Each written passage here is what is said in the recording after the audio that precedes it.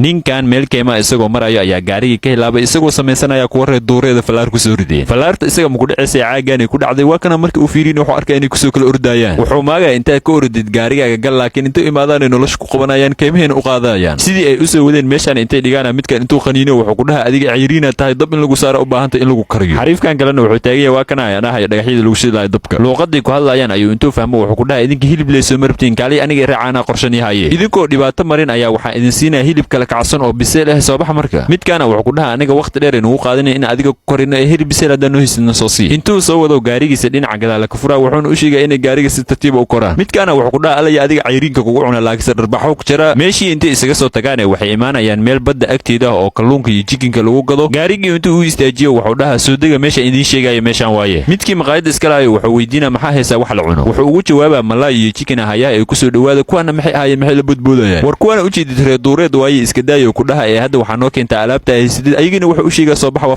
fadhiisanaynaay intuu soo wado wuxuu keenaa meeshii ay wax ku cuni lahaayeen wuxuuna u sheegaa inay wax tartiib u cunaan xoogaa kadib cabitaana intaa loo keena iyagoo kala dafi rabo wuxuu ku dhaha suga idinka maxaa idinka qaldan marka koowaad aniga cabaaya waa iga fiirsanaysiin kadib waa iga dabcabaysiin cabitaankii markii cabeen ninkii maqaayadda lahay waa kana alaabtoodii wuu u diyaariyey markii loo keenana waa kuwaana intay kala dafaanay hore afka ka gashaayaan weyna ku gubanayaan midkii duurka ka keenana waa kana wuxuu ku dhaha idinka hal sano tababaraa u baahantihiin sugu horta anaan tusaa marka waad si aa cuni lahaydeen hal xabaa intaa tartiib u soo qaadataa jabka jabsanay afkaana gashanay khatar maahino xoogaa kadib markay cunada dhammaysteen waxuu weydiinaa sii dareemaysiin midkan wuxuu taagan yahay hadda waa dharagnay laakiin casho u baahannahay ee adiga ma ku qaadan karnaa wuxuu ku dhaha war idinka maxaa ninka qaldan cashada xitaa halkan waa imaan kartiin waana cuni kartiin haddana aniga waa sii baxa alaab kala idiin keena ee meeshan waa inay igu sii sugtiin markii uu ka soo tegay isagoo meeshaan maraayo wuxuu dhaha haddaan nii soo laabtay ilaahay anigana reer duurad ha iga dhigo kaarigiisa soo qaadaa meeshiiona isaga tega kii maqaayadda laaya intuu u yimaado wuxuu ku dhaha maqaayaddii kusoo dhawaada haddana lacagta iska bixiya waxay weydiinayaan lacag maxaa la dhahaa lacag ma taqaaniin miyaahoo ku dhaha waxaan aan hadda nisiiyey free miya macnaha aniga ma sadaqaystay haddii aadna lacagkiisana anaa qorshanihaye soo baxa intuu soo wado midkii u weynaay wuxuu ka dhigay midka guriga u xaqo midkii labaadna alaab dhaqisa u dhiibay laakiin midkii saddexaad waa kana shaqadii ugu adkeeda u dhiibay muuqaalkun intaas waaye leegno saar ninkan tukaanlaha fikrad waaliyahu keenay si uu alaabtiisan u iibiyo taleefan iphone oo intuu soo qaatay oo dhulka ku dhajiyay si qofkii isku dayay inuu taleefkaas qaato oo alaabtiisa ugu iibiyo ninkana wuxuu isku dayay inuu taleefkii qaato kadib wuxuu ku dhaha meesha maxaa ka qabanaysa maxaa u taagan tahay asna ma dhihi karo taleefankaana rabi wuxuu dhaha alaabtaana rabaa iga gado midkan tukaanlaha sidii uu rabo waaye ninkii wuxuu ku dhaha ii fadhiisa hadeertaana kuu keena alaabtaada asna mar labaad uu isku dayay inuu taleefkii qaato laakiin waa awoodi weynaa meeshii fadhiisa la dhahay intuu soo fadhiisto oo keligiis isla hadlaa wuxuu dhaha taleefka maxaa ka qaldan dhulku muxuu ugu dhegan yahay waaba ka yaabee kii tukaanlahana waa kanaya alaabtiisii uu keena xoogaa kadib nin labaada daminkii kusoo dhacayo isagoo isku dayay inuu taleefkii qaataa la qabana wuxuu weydiinaya adiga meesha maxaa ka qabanaya tuug miyaa tahay asna wuxuu taagaya maya niyo tuug miihi alaabtaana ka helay inaan gataa rabaa ii fadhiiso ku dhaha hadeertaana kuu keenaye kii kalena waa kan isagoo keligiis isla hadlayo oo meeshii fadhiya ayaa waxa u imaanaya ninkii labaadoo daminka kusoo dhacaya wuuna la fadhiisana tukaanlihiina wuxuu ku faraxsan yahay inay fikradiisa u shaqaysa ninkii alaabta u dirsado ku wareejina haddana ninkan odayga oo mootada wataa daminkii kusoo dhacayo markii la weydiiyo meesha maxaa ka qabanaysa wuxuu taagaya cunto inaa gataa rabaa soo dhawow ku dhaha aniga hadda kuu keenayo cunto kale kacsan ee waa inaa fadhiisataa asna waa kanahay intuu soo baxo wuxuu kusoo biiraa nimankii isaga ka horreeyey xoogaa kadibna cuntadiisiyaa loo keena ninkii ugu soo horreeyaa nimankii kale wuxuu ku dhaha aniga inaa meesha cunno ka cuna ma u imaanin ee wax kala u imaaday haddii taleefankaas dhulka yaalla aan dhulka ka qaadan lahay waxaan dhan maigu dhici lahayn cunto aana rabina ma ligu qasbi lahayn kuwaana waa kuwaanahay way yaabayaan markay arkaan ninka inay isku taariikh yihiin kii tukaanlaha ay keligiisa isla hadlayo wuxuu dhaha ayaantan ganacsi la'aana jirto fikrado layaab laha maskaxdooda kusoo dhacayaan kuwiina markii ay cunadoodii dhammaysteen intay soo baxaan waxay u imaanayaan ninkii tukaanlaha lacagtiisa idinku wareejinaya midkan ma yeelayo wuxuu taagan yahay aniga haddaa cunto xoog ligu soo siiye taleefkan inaan qaataa jirto wuxuu isku daya inuu fujiyo ninkan odayga wuxuu ku dhaha war aniga xitaa waa ku daala taleefkan inaan fujiyo xoog u adeegso kii tukaanlaha ayaa intuu u yimaado wuxuu u sheegaya inay isdaalinayaan oo waxaan ay feeg yihiin war aniga taleefankaas dhulka ku dhajiyey kooladaana xitaa u adeegsaday midkii odayga ahayaa wuxuu ku dhaha niyo waxaa noo sheegtaa waxaan sida loo fujiyey keliya inaan fujina la rabnaaye waa idin tusahoo ku dhaha laakiin ha isku dayin fikradan anigaa leh ina xadiin waa kana tartiibkiisa miididan jeebka ugu jirto oo soo bixinaya kadib taleefankii uu kusoo fujina ayaguna markay arkaan inay waxaan taleefan feegayiin wuxuu ku dhaha naga tag waqtigaa naga dhumise asna wuxuu u raacinaya lacagtiina xitaa waa idinka dhumiyey muuqaalkan intaas oo ahaya leeg noo saar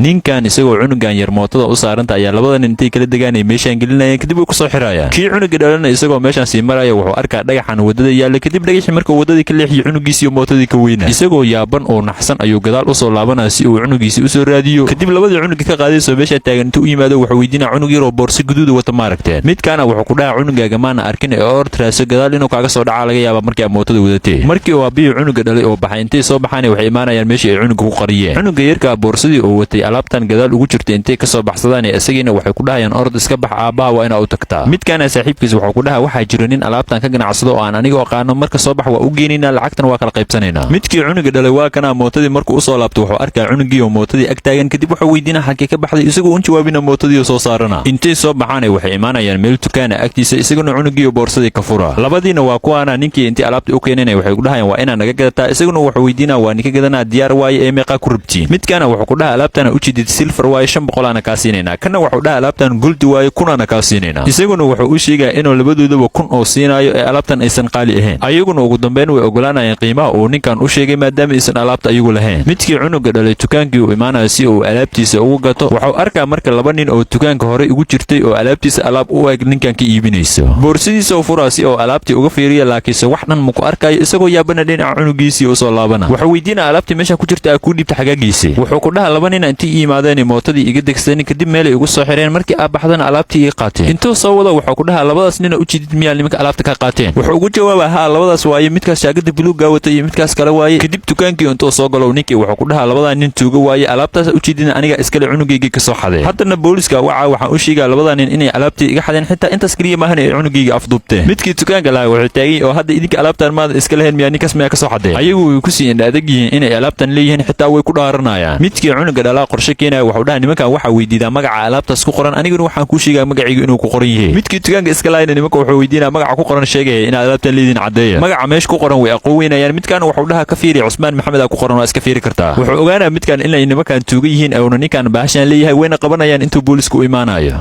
ninkan supermarket-kan uu ka shaqeeyaa kaarkana loo dhiibaa si uu lacagtiisa uga goosto laakiin lacag ma ka goosanaya sawir uu ka qaadanaa kaarkii. nin saaxiibkiisa oo la shaqeynaya wuxuu ku dhahaa lacagta ninkan maxaa uga qaadi weysay sawir ka qaada maa lagu dhahay. isna wuxuu ku dhahaa haddii aan ninkan lacagteena ka goosano wax ma ka faa'iideyno laakiin sawira ka qaaday waxa u geynaa nin saaxiibkaya oo hakara lacagta ugu jirto dhan ka baxsanayna. isna markuu hadalkaas maqlay saaxiibkiisa wuu ku raacaa go'aankiisa. intay soo baxaan waxay u imaanayaan ninkii saaxiibkooda ahay oo hakarka ahay kaarkii intuu u dhiibaan waxay ku dhahayaan kaarkan inta lacag ku jirto noo fiiri. midkan kaarkii markii uu fiiriyo nimankan wuxuu u sheegaa inay kaarkan